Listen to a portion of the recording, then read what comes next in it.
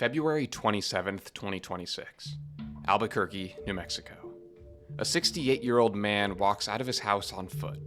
He leaves behind his phone, his glasses, his Garmin watch, everything that could track him or be tracked. He takes a wallet, a red backpack, and a .38 caliber revolver. His wife comes home a little after noon. He's gone, and as of the making of this video, he's never been found. His name is William Neal McCasland, and he isn't a drifter. He's not a man with a story to sell. He's a retired Air Force Major General who once commanded one of the most secretive research facilities in the United States military.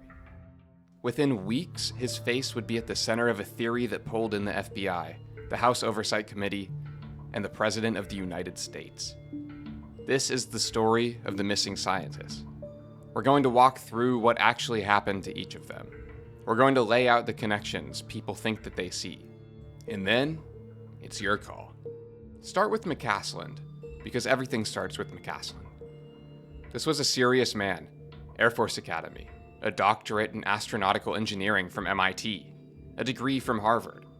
He was chief engineer on the military's GPS program. He ran special programs at the Pentagon, and he commanded the Air Force Research Laboratory at Wright-Patterson Air Force Base in Ohio. Now, Wright-Patterson. If you know UFO lore, you know that name. For decades, it has been the base rumored, and only rumored, to house wreckage and debris from the 1947 Roswell incident. The Air Force has denied it for just as many decades. So here's a man who sat at the very top of American aerospace research, and here's how he vanished. He left on foot in the late morning. He took a gun he didn't normally carry. He left behind the glasses he needed to see. The terrain around his home is brutal. Cliffs, canyons, the Sandia foothills. Authorities flew helicopters with infrared cameras at night looking for his body heat.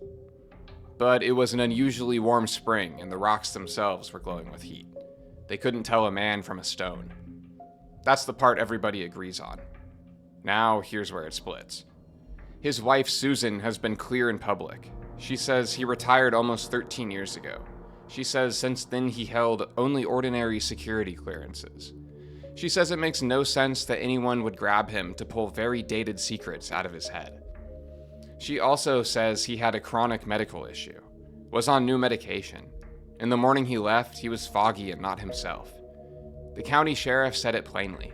No evidence of foul play. So you already have your two roads. A sick man who walked into the desert and didn't want to be found, or a man who knew too much. Hold both, you're gonna need them. Because McCasland wasn't alone on the list. As his case went viral, people online began assembling a roster. Other scientists, other researchers, other deaths and disappearances stretching back 4 years. Here they are, and I'm gonna give you what's actually known about each, not just the scary version. Amy Eskridge, an anti-gravity researcher, dead in 2022 at just 34. Before she died, she had spoken publicly about what she called a psychological war waged to stop her work. Her death was investigated by police and ruled a suicide. Her family has said she suffered from chronic pain. Ning, a physicist who built genuinely groundbreaking anti-gravity theory in the 1990s. She died in 2021 at 79. Years earlier, she'd been hit by a car on campus, suffered brain damage, and developed Alzheimer's. Her cause of death was Alzheimer's. Rizza, a materials engineer at NASA's Jet Propulsion Laboratory. In June 2025, she vanished while hiking. Her friends say she was about 30 feet behind them, smiling and waving. They turned around. She was gone. Her body was never recovered. Cassius, an administrative assistant at Los Alamos National Laboratory, disappeared in June 2025. Her family, backed by New Mexico State Police, says she left on her own under a crushing amount of personal and financial stress.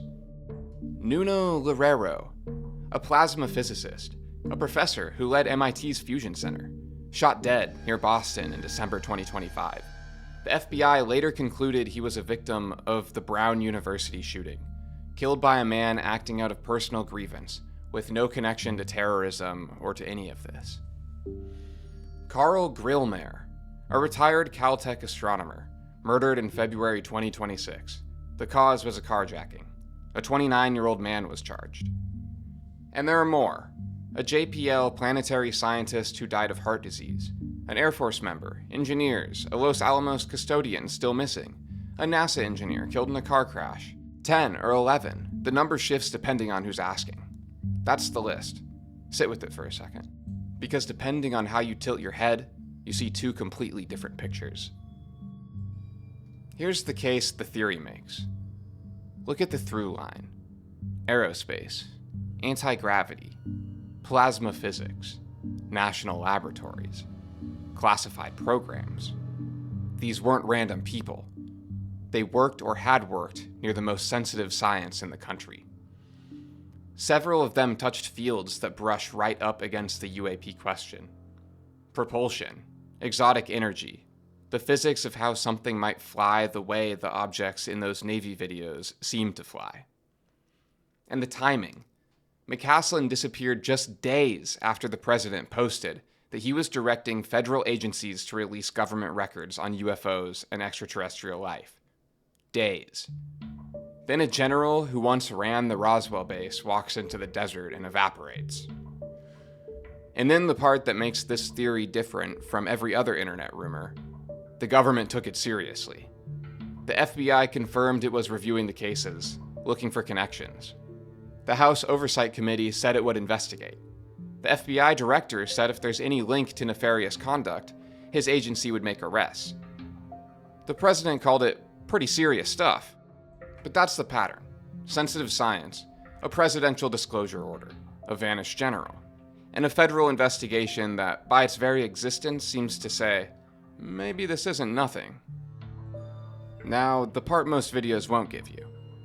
Pull the cases apart and they fall into ordinary tragedy. Grillmare, a carjacking with a suspect charged. Larrero, a mass shooting the FBI traced to one man's personal grievance. Eskridge, a ruled suicide. Ning, Alzheimer's.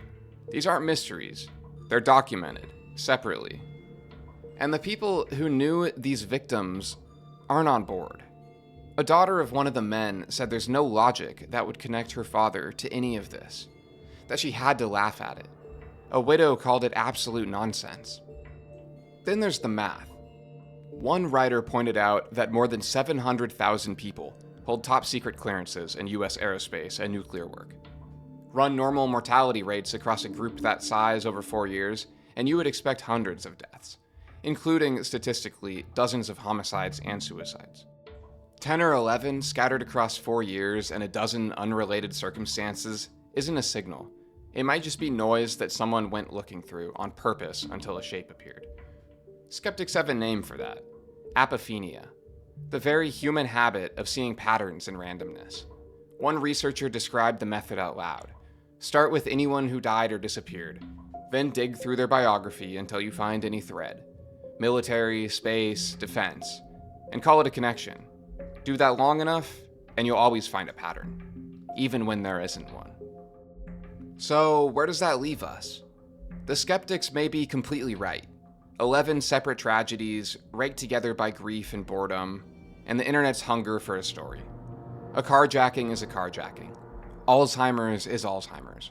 And the FBI investigating something isn't the FBI confirming something. Sometimes you investigate precisely to put a rumor to rest. But there's still a 2-star general missing in the New Mexico desert. There's still a presidential order to release UFO files that landed days before he walked out his door. And there's still a federal investigation that hasn't, as of this video, told us it found nothing. The mundane explanation requires you to believe in coincidence.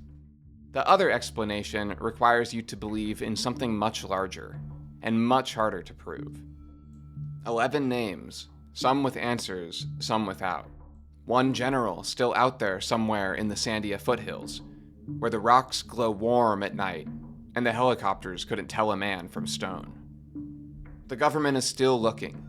The families want their people remembered for who they actually were. And the rest of us are left with the same question the whole thing started with. You've seen the facts, you've seen the pattern, and you've seen both sides. What do you think? Tell me in the comments, and if you want the next one, you know what to do. Like and subscribe, and I'll see you next time.